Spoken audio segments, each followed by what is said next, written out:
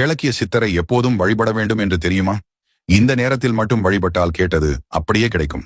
இன்று முருகன் தான் உங்களுக்கு இந்த பொதுநலம் வீடியோவை கண்ணில் காட்டியிருக்கிறார். முருகனுக்கு உகந்த நாள் செவ்வாய்க்கிழமை மற்றும் சஷ்டி.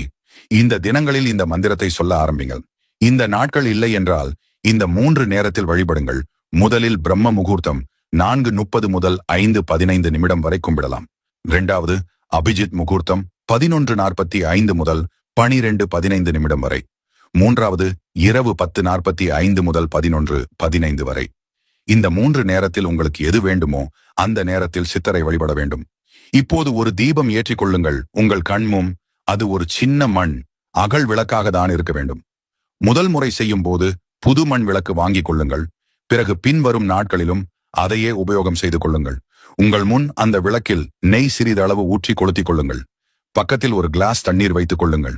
இப்போது கண்ணை மூடிக்கொண்டு உங்களுக்கு என்ன நடக்க வேண்டுமோ அதை கூறி 108 முறை கேளக்கியர் சித்தர் நமோ நமஹா என்று சொல்லுங்கள். நீங்கள் கேட்டது சின்ன விஷயம் என்றால் 2 நாளிலேயே நடந்துவிடும். கொஞ்சம் பெரிய காரியம் என்றால் 30 நாள் ஆகும். ஆனால் இந்த 30 நாளும் இந்த அறிகுறி எல்லாம் உங்களை சுற்றி நடக்கும். நீங்கள் மந்திரம் சொல்லி சரியாக 2வது நாள் உங்கள் வீட்டிற்கு வெள்ளை நிற வண்ணத்து பூச்சி வரும். இல்லை ஒரு கருங்குழவி வீட்டிற்கு வரும். பள்ளி உங்கள் வீட்டில் இருந்தால் நீங்கள் மந்திரம் சொல்ல உட்காரும் போது கவுளி சத்தம் போடும். நான் உன்னை கவனித்துக் கொண்டிருக்கிறேன் என்று அந்த சித்தர் கிழக்கிய சித்தரை எப்போதும் வழிபட வேண்டும் என்று தெரியுமா?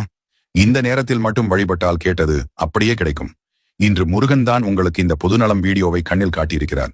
முருகனுக்கு உகந்த நாள் செவ்வாய்க்கிழமை மற்றும் சஷ்டி. இந்த தினங்களில் இந்த மந்திரத்தை சொல்ல ஆரம்பிங்கள்.